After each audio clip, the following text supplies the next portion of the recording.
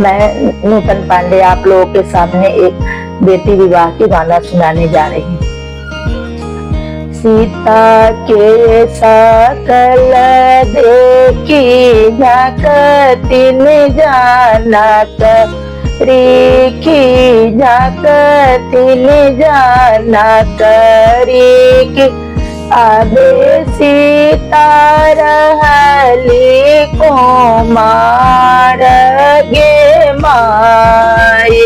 सीता के सकल देखी झांकतिन जानत रीखी आबे सीता रहली कुमार गे माई।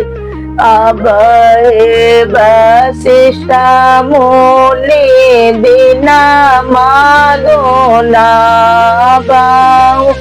सीता के लगाना उताउल गे माई। आओ वशिष्ठ मुनि बिना मांगो ना बाऊ। सीता के लगाना उताउल गे माई। अब हो बजनिया भैया बजबा बजाबाऊ। सीता के होई छन विवाह गे माई। अब हो बजनिया भैया बजबा बजाबाऊ। सीता के होई छन विवाह गे माई। गाय के गोबर अंगना निपाउल चंदन चौका पुराउल गे माई। गाय के गोबर अंगना निपाउल चंदन चौका पुराउल गे माई। दाना करिए जब बैठल न जाना करी। मोती जागित झार ले लो गे माई।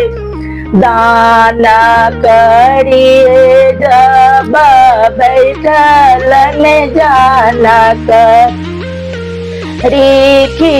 मोती जागित झार ले लो गे माई। सोना माजे रहते बेटी फिर से बदलती।